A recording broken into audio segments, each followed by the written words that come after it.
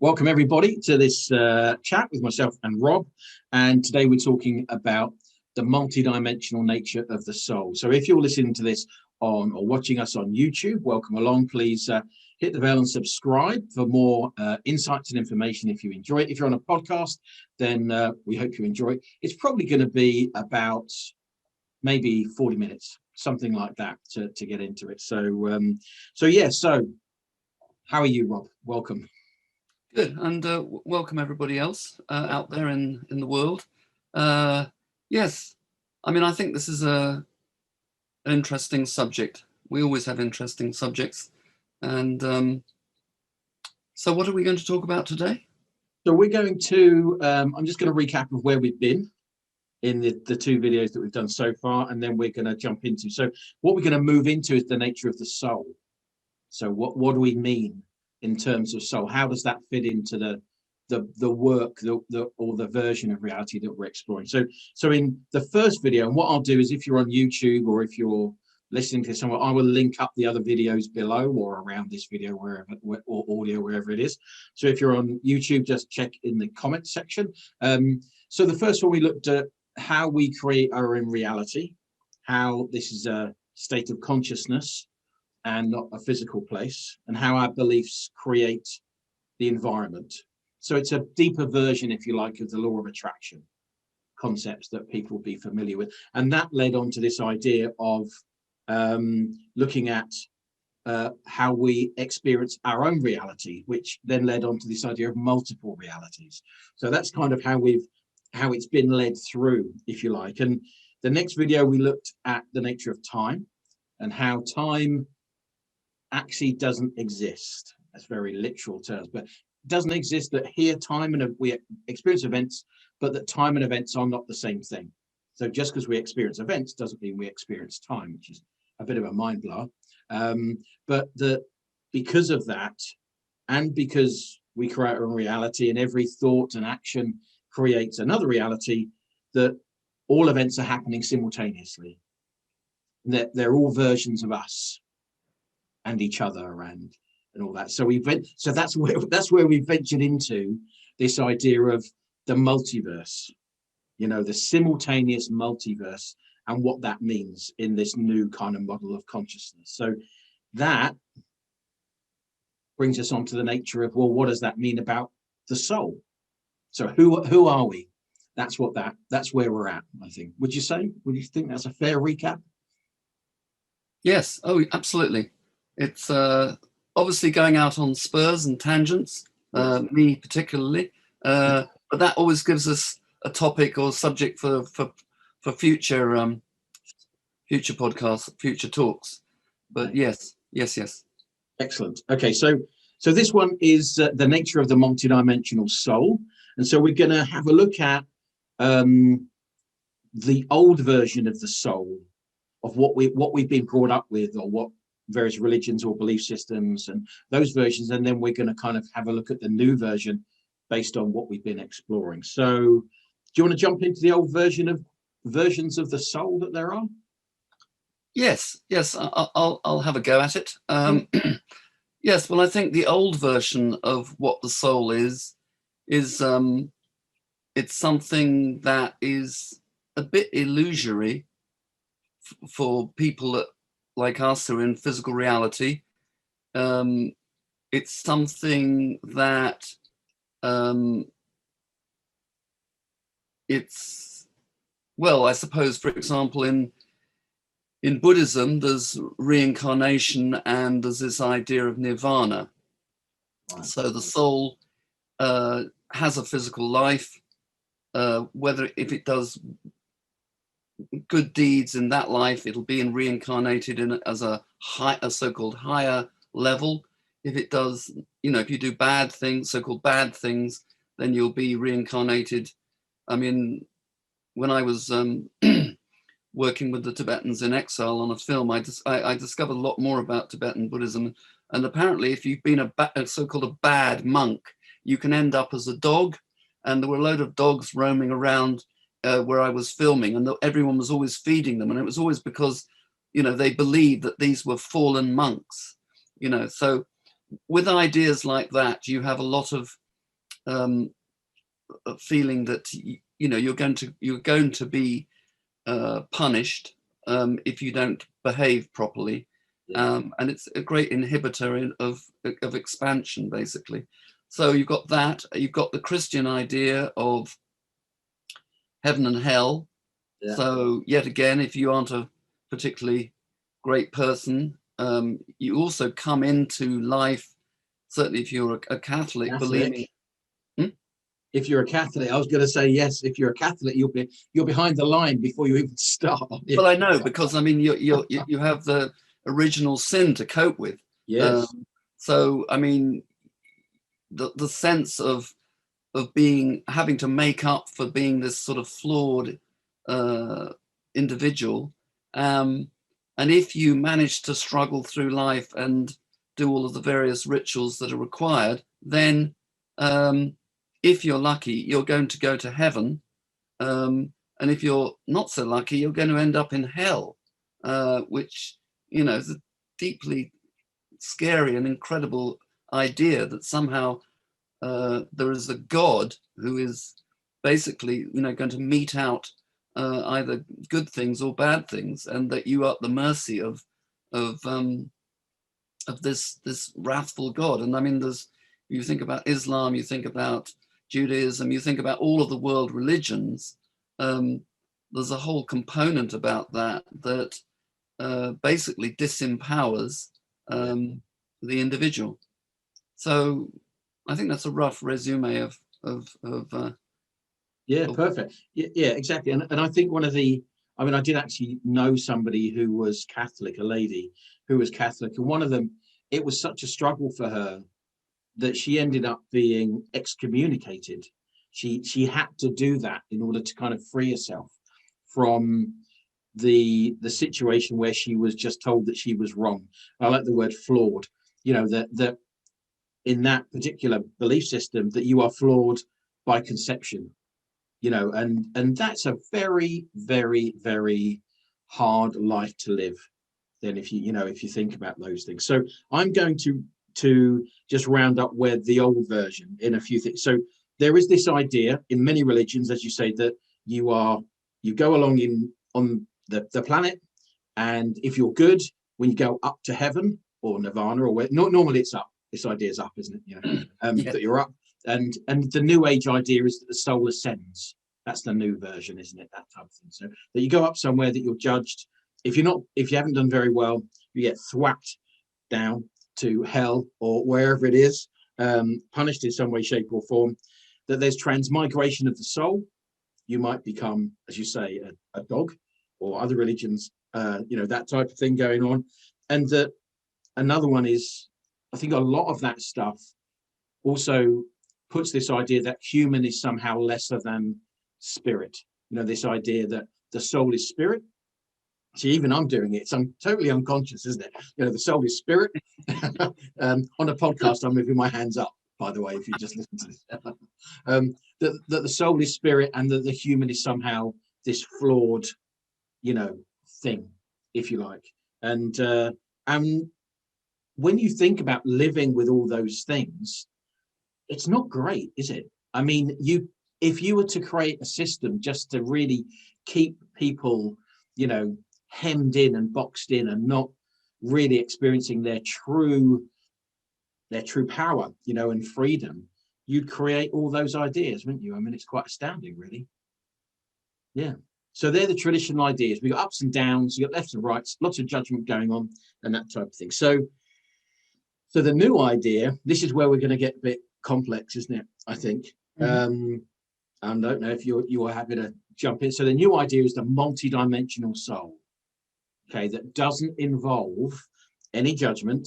It doesn't involve ups and downs and hells and heavens. It's a different version, partly because time doesn't exist. So there's no one life, up and down, you die and you up to heaven. That's gone. Things like karma are gone, and judgment is gone. So how would you express the new version? I'm going to put you on the spot there. Well, no, I think I can answer that reasonably well. Yeah. Of course, it's an ever expanding sort of concept for me and knowledge. But I mean, I think number one, I think Seth says that we live in a benevolent universe. Just by existing, we have the right to be, which is an incredibly empowering thing. It's like there's nothing, you can't, in a way, you can't really do anything terribly wrong in that. You're not going to be punished. You're not fatally flawed at the beginning of your life. And that we are all aspects of what he refers to as all that is, which, I mean, for want of a better word, is the closest that you could get to the idea of God. But it's a much different idea of God, because we are all part of all. I mean, the very fact that it's called all that is means that it is all that is, which is everything.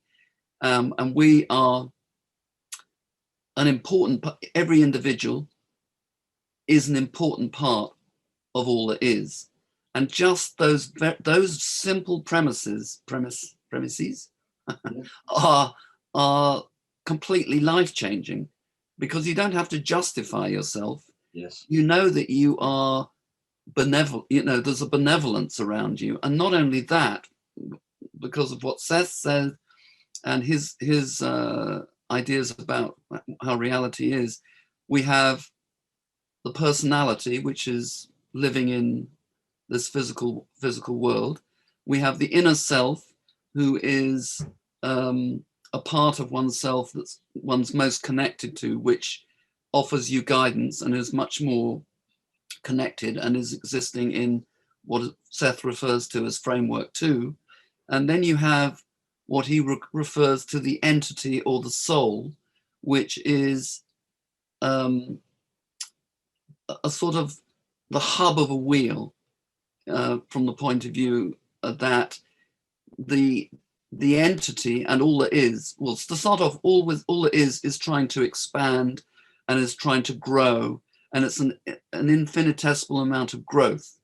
So that's all it is. The entity is a part of all it is, which is also trying to grow, and the entity is sort of like an overseer, if you see what I mean. And then the inner self is the part that's most connected with the personality. But I think what's important also to know is that the entity or soul is multidimensional, and also there are many aspects of that. So there may be other offshoots of the entity that are living in other time frames, and what would have been referred to in other religions,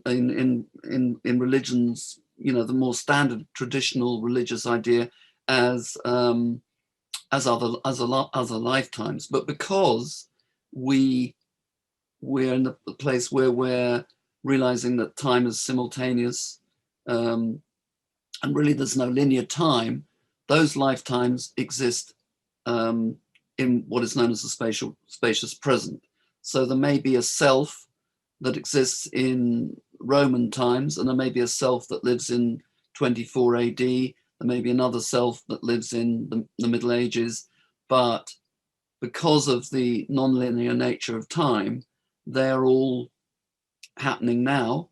And the entity or the soul is, in a way, sort of the thing that holds those selves all together, and there's a connection. So every self, say the medieval self, learns something, expresses something. That knowledge and that understanding, that experience is incorporated into the whole of that entity and soul, which is incorporated into the greater knowledge of all that is. And there is a wonderful continuous expansion in this benevolent universe. Yeah, sounds great. Sounds lovely.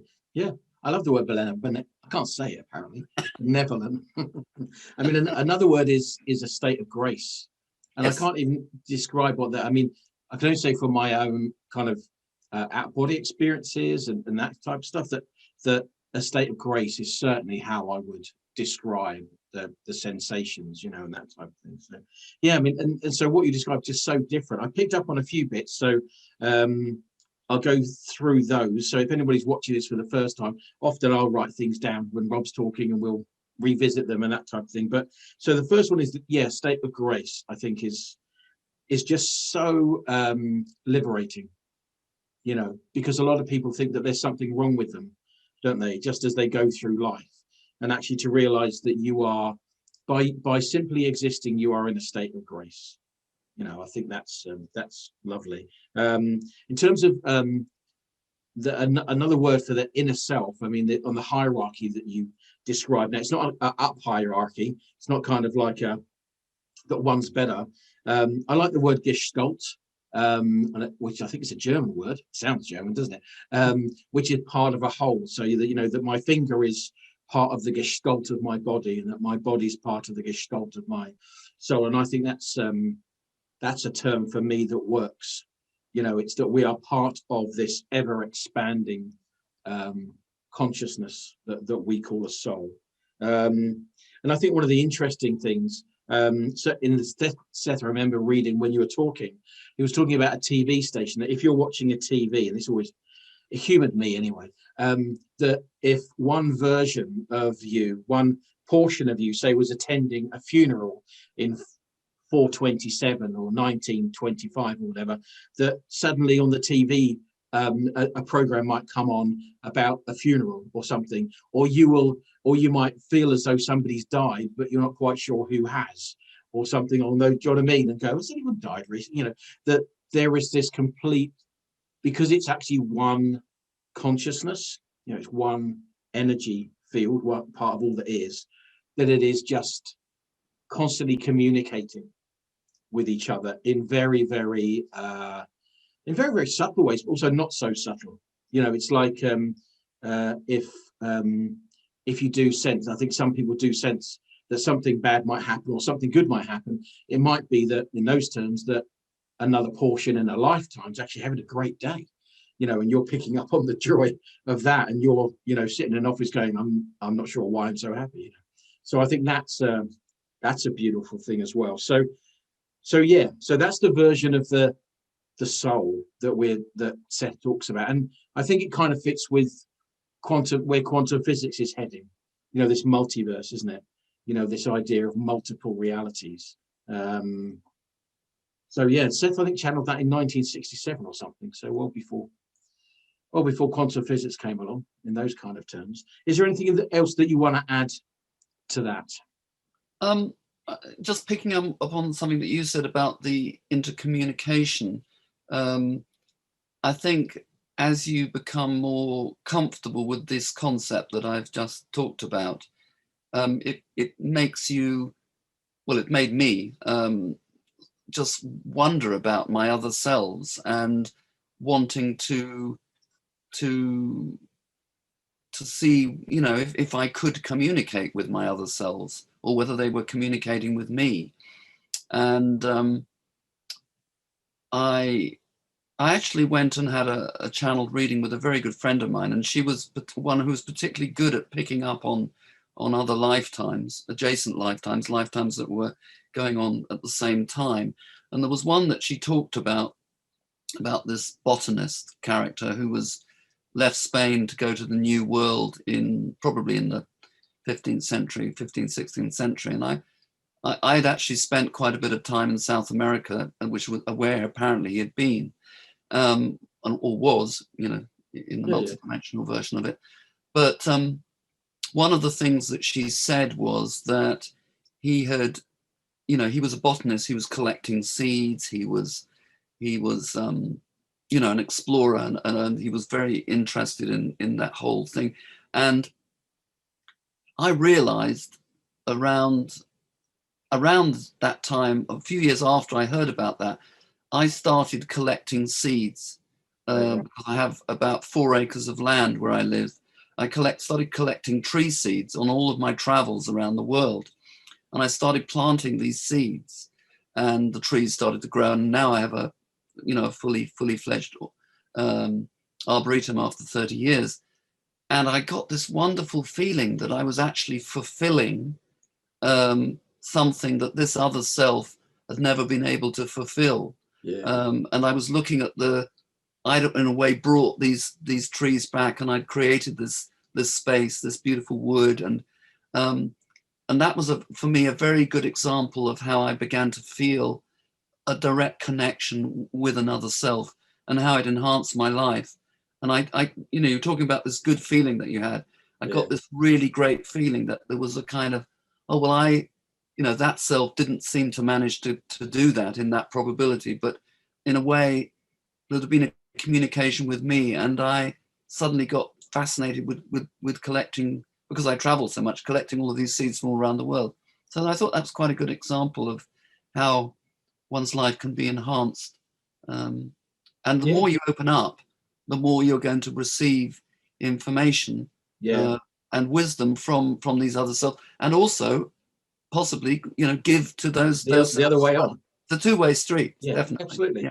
Yeah. I mean, it's a bit like, funny enough, before we actually started recording, we were talking about seeds, weren't we? We were talking about tomato plants and seeds, and you getting hold of some with Brexit going on and stuff. So I mean, I think if I can articulate it, I think there's such a the old version of the soul is that you are you are a separate individualized person as you go through your life, and then you go through your life, and then you go up and you stay in heaven or wherever for a little bit and come down and that type of thing. And I think the main issue, excuse me, that was my phone going off on a call. And I think the main difference is that there's no separation. So certainly my experience of another life, the most loving experience is actually a future life, because of course, time being simultaneous, we can tune into future lives also. And it's actually an American life with a group who are very self-aware of the fact that they create their own reality, and it's a state of consciousness, and they actually meet by the side of a lake in a domed building. And it's always such a pleasure to tune in to that version. And that's in our terms, about 400 years time.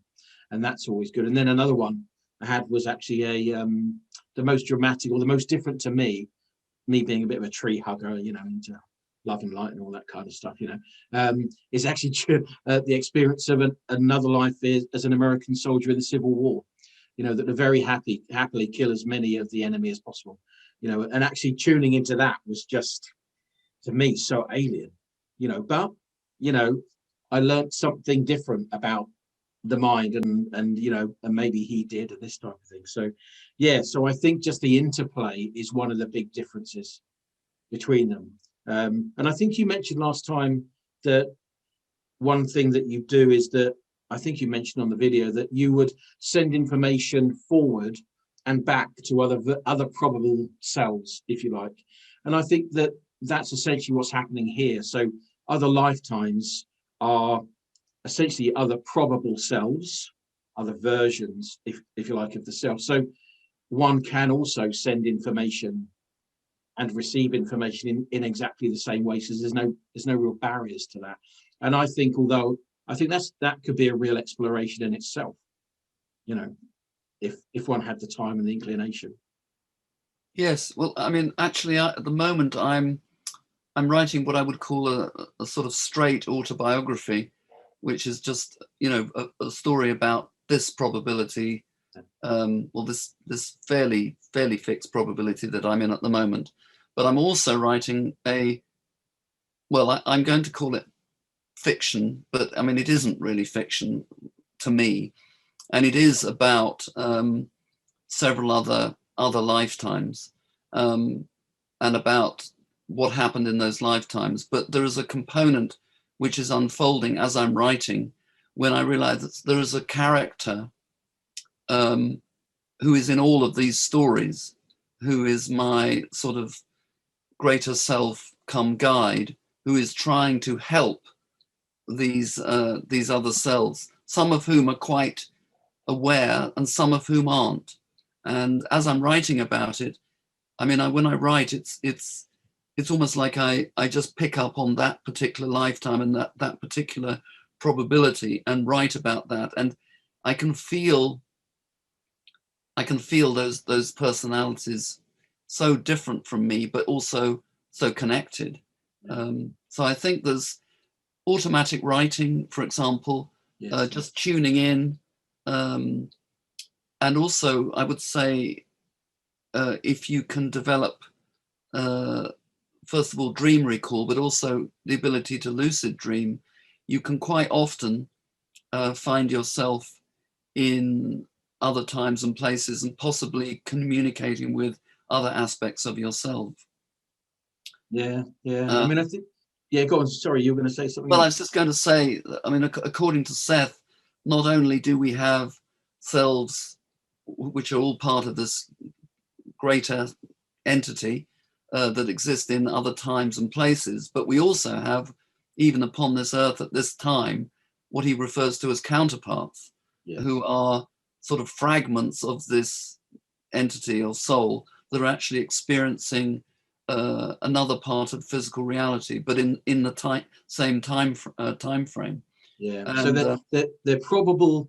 So like a lifetime is, so another lifetime is a probable version of your soul in a different time context, whereas a counterpart, and I think that's where this idea of soulmate maybe kind of drifts in and out.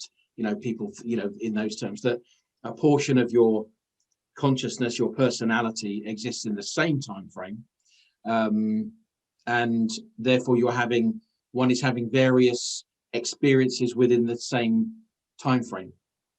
So one might be like, I'm in Hitchin, in the UK, somebody else might be in France, somebody else might, but we're all part of the same consciousness, the same soul consciousness. I mean, and then each of those has got their own probabilities. I mean, it's just it's so mind-blowing, you can't actually get your head around it. Yes, but I think, I mean, when I initially discovered about this concept, which made absolute sense to me, it did take a bit of time to kind of think about it and to kind of wonder about whether I mean, I think the imagination is very important here, because it links you in with these other probabilities. And I think if you're in any way creative, you're going to have what is referred to as bleed throughs. You're going to, feel a feeling that doesn't seem to be completely you, but it's sort of vaguely familiar. I think Seth talks about it in one book. He says something like, you may get this desire to pick up a violin, and you've never played the violin, and yet you're able to play it reasonably well, considering you've had no. I find this particularly with other languages. I know that there are other aspects that have lived in Spain, and my love of Spain and my friends there, and my fairly reasonable ability to speak Spanish, I know comes from and is coming from other aspects of my greater self who've lived in that time in Spain. So, and another version of that is you could might be that one's likes and dislikes. So I think in one thing, exploring this idea of what's in your house, what images do you have? What's the, if you like the Egyptian stuff or African stuff, whatever, that's a nod, if you like, to another lifetime, maybe, that you're another probable you that's having. And also proteges as well. There's something on the internet, this child that is about 4, and is playing stuff and making stuff up that everyone's absolutely astonished by, and that is another example where, obviously, in another probability, there's an accomplished pianist, and that this counterpart is other version of the soul is so strongly connected. As you say, maybe there's unfinished business, if you like, in the pianist life, and they want to finish that off, and so they incorporate that skill in another life that we would call something like a protege or something. So, it's kind of fascinating, isn't it? So lucid dreams, any thoughts on, if we get into the practical applications of all this kind of stuff, So lucid dreams, any ideas? I mean, for me, it's often just about saying that before I go to sleep, that, you know, I'm inviting a lucid dream, and that seems to work pretty well as well. What about yourself? Yes, I mean, I think, you know, this thing about giving ourselves positive suggestions, or, you know, expansive suggestions, it can go to all parts of our lives. So it can be about the waking reality, but it also be about, you know, the dream reality, which is an incredibly unexplored for most people system of reality, and a system of reality where you step out of linear time, and you have a great opportunity to meet other aspects of yourself, communicate with other aspects of yourself. And of course, if you're lucid when this happens, then you can actually be much more of a conscious co-creator within that dream state. Because after all, you are creating that dream in the same way as you're creating your physical reality in daily life. So suggestions before sleep that you will effortlessly and easily remember your dreams, that you will become awake, lucid in dreams. There's various techniques like, you know, when you're in a dream and you become to clap or to do something that is the trigger that wakes you up within the dream. That's the one that worked for me, was that I would use, which is the clapping. Okay. I've been in many dreams where I've stood. I remember particularly the one with the Civil War soldiers. So I was in an encampment, smelling all the dust and the heat under my feet and all that kind of stuff in the uniform. And I said there was somebody standing here, and I said, hold on a second, I've got to clap. And so the soldier clapped 3 times, 1, 2, 3. My consciousness went fully into, or as much as I would say fully into, his consciousness, and he felt like he was moved back a little bit. And then I was able to wander around and have such a dynamically amazing life, you know, real experience. And that was but that was with clapping. Yeah, that was amazing. Yeah. And I mean, practically, you've got the access during dreams, but you've also got what Seth refers to as psi time, which is not meditation, but it's just basically doing an exercise where you close down the external senses and open up the internal senses.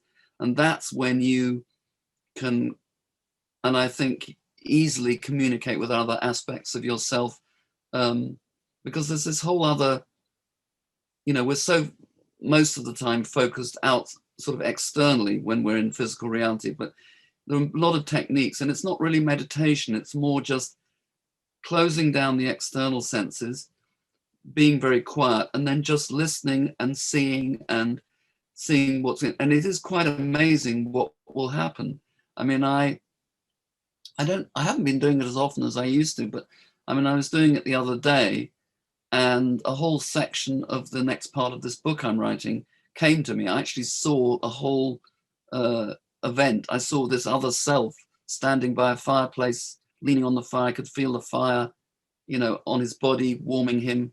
And I really felt that person. And he's a very interesting person. I don't know what he's doing yet. I know he's on a journey, something about he's going to collect this orphaned child, but he's he's very different from me, but he's also, there's some sort of similarities. He loves trees and all the rest of it. So just having access to this other self is very uplifting, and it opens up doors that wouldn't have been opened up before.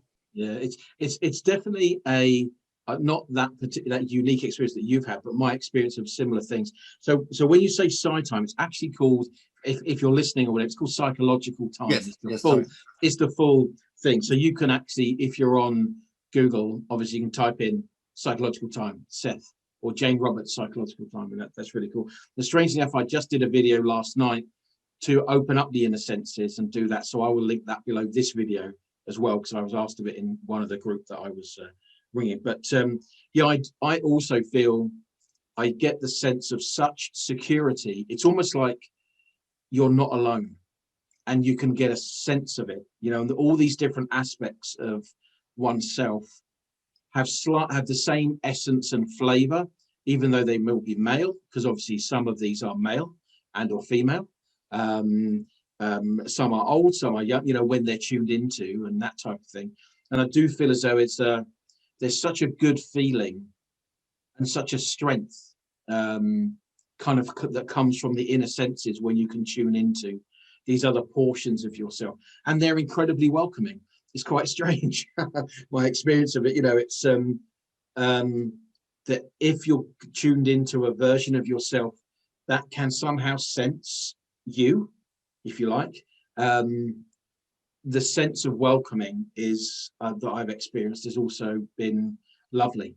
You know, certainly that future self in the States in about 400 years time, it's like going on holiday. You know, I always come back feeling absolutely lovely, you know, and more connected to myself whenever I do it. So yeah, fascinating stuff. So there's so much to explore. And I think practically speaking, if there's something, if one is drawn to a particular lifetime, so you say Spain, so Claire, my partner, loves the desert and that type of thing. Strangely, a bit like yourself, she was in Spain and picked up the language incredibly easily when she was there, in a way that people are going, oh, you know, are you Spanish? You go, no, I've only been here for a couple of weeks, but you know, it just seems to click with her. But so I'd say if you're watching this and if you're interested in a particular geography, or I suppose people that do reenactments are a more extreme version of it, that type of thing. But if you're drawn to a particular time period, go into psychological time, with the intention maybe to meet and explore, or you can click the video and get through to that meditation, that psychic journey, and then see how you get on and start with something that's obvious. I think that would be my advice, and that also in dreams as well. So you've got dreams, psi time, start with something that's obvious. Anything else? Listen to your intuition. You know, if you get a sort of hunch, or if you get a feeling, just notice it. I mean, you don't necessarily have to act on it, No. but I think it's very important to pay attention to these sort of nudgings and urgings, because inevitably they're coming from your inner self or possibly other selves, and there may be something very important. I mean, I find myself, I often just sit down and just do some writing. You know, just let the words come through, and sometimes it can be a very interesting perspective on a situation that might be giving you trouble, or something you just want to get some, just some guidance on, basically. Yeah. So Yeah, I think the main thing is just to open up, to allow yourself to entertain the possibility that there's much more going on than you realize, and to realize, yet again, as I said at the beginning, we live in a benevolent universe, so there's nothing awful happening. You live in a safe and benevolent universe. Therefore, anything that you receive is going to be beneficial, not only to you, maybe to others, and possibly, you know, there's this interchange, and just be playful and experiment with it. I think that would be my advice. Cool. I would also add, having worked with a lot of healers and spiritual people in psychic awareness and clients, that you don't need to protect yourself or anything. If you haven't heard about that, forget I even mentioned it. But you don't need to do any of that kind of stuff at all. You're quite safe to go and explore and play. And if you can relax and do that, dreams, intuition. And I would also add, based on that, is sometimes if one is so focused in physical reality, kind of too much, if you like, you're too enamored with it, in that, you know, it's that you close yourself off to these other messages, those intuitive messages. So maybe if you can just kind of step back a little bit from it, go, okay, there's more coming on, there's more going on here. I'm not going to get so involved, you know, with physical life, you know, for a little while. I'm just going to pull back a little bit. And sometimes that creates a nice gap for other information to come in. So cool. Well, I think we're done.